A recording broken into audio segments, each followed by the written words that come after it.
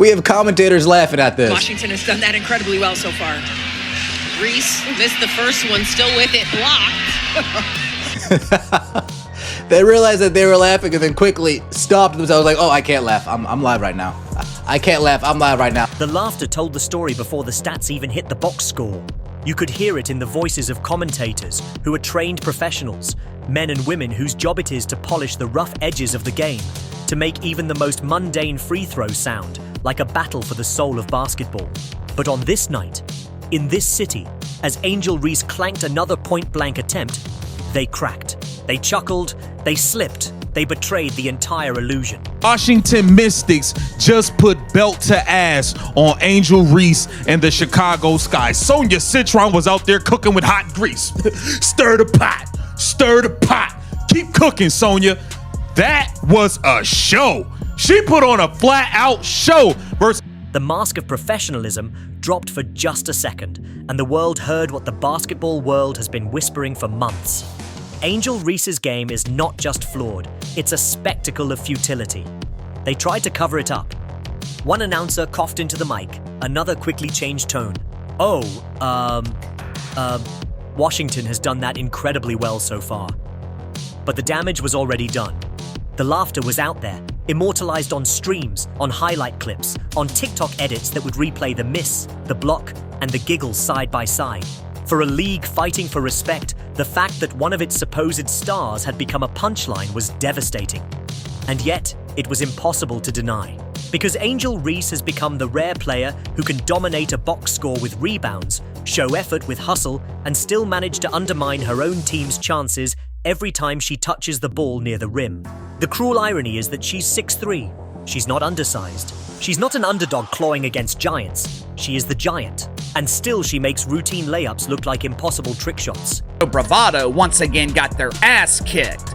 Angel Reese was so bad last night, the announcers calling the game, they were laughing at her performance. Check out some highlights for yourself. Well, KC, you always do this. You select... The numbers are staggering. 31% on layups. 31% on the most basic shot in the sport. You could blindfold a JV forward and they'd probably convert at a higher rate, but this isn't JV. This isn't college.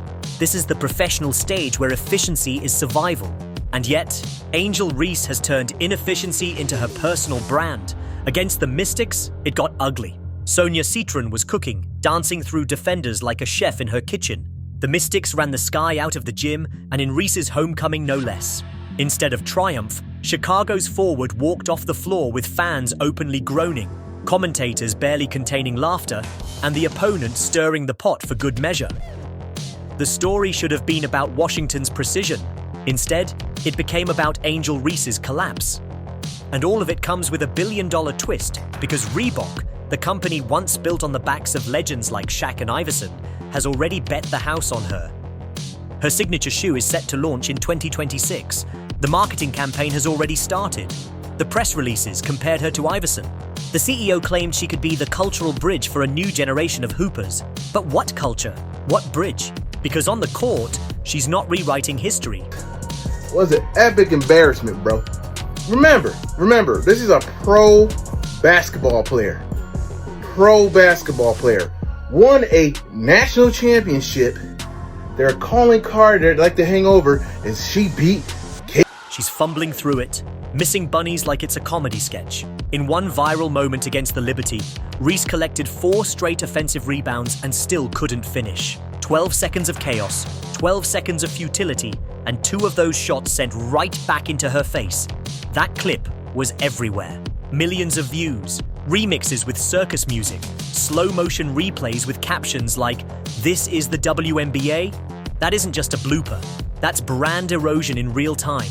This isn't just a couple of bad nights. This is a pattern.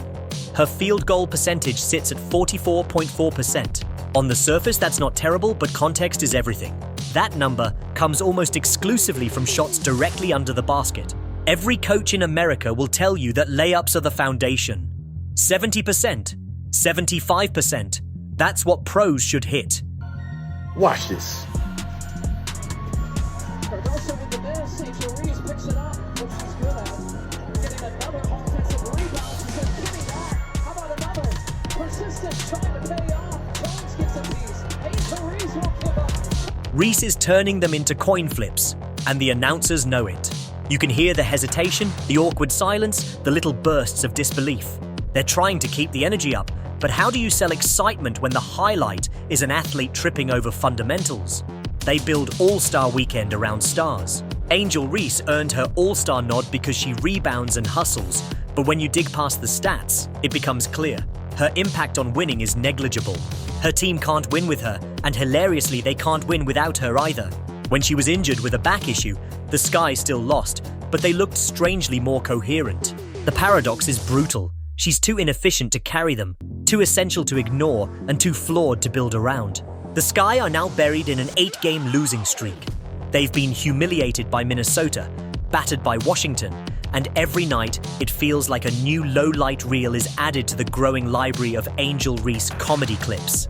Cycle, the Angel Reese, face up, oh, here we go, oh snap, cook up, crossover, crossover, right to the rack, and but we got our own rebound. Beautiful, we got our own offensive rebound. Here we go again. Angel Reese's name is everywhere, and yet the reasons why are nothing Reebok ever dreamed of when they slid that contract across the table. In theory, she was supposed to be the new face of women's basketball endorsements, the one to connect Gen Z energy with an old brand desperate for revival. Shaq vouched for her. Reebok positioned her as their Iverson 2.0. But instead of becoming a cultural pillar, she's become a cultural punchline, and that punchline is growing louder by the week. The paradox is staggering. Her failures generate more visibility than her successes ever could. Millions of fans who don't even watch WNBA games know her for the viral edits. They know her for the circus music. They know her as the 6'3" forward who turns layups into slapstick comedy. That's reach, that's attention, but it's poison, because attention is not respect, and respect is the foundation of all great sports marketing.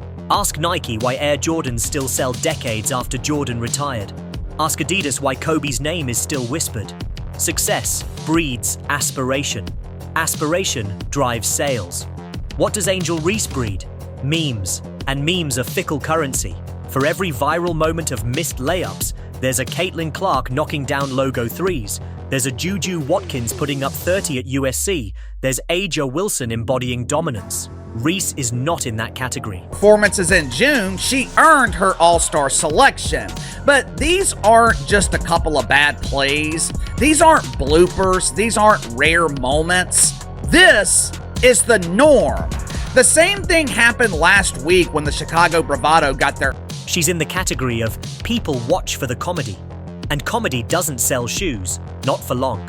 The business angle is ruthless. Reebok already spent millions. Ad campaigns are designed.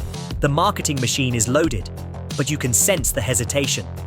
Executives know they've tied their brand to a player who can't even guarantee competence.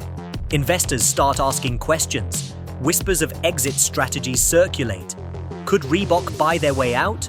Could they rebrand the shoe as a lifestyle release, disconnected from basketball performance entirely? Some even whisper about delaying indefinitely, hoping another athlete emerges to save them. But delaying risks humiliation, admitting the gamble failed before the product even touched shelves. The irony is that Angel Reese herself seems unfazed.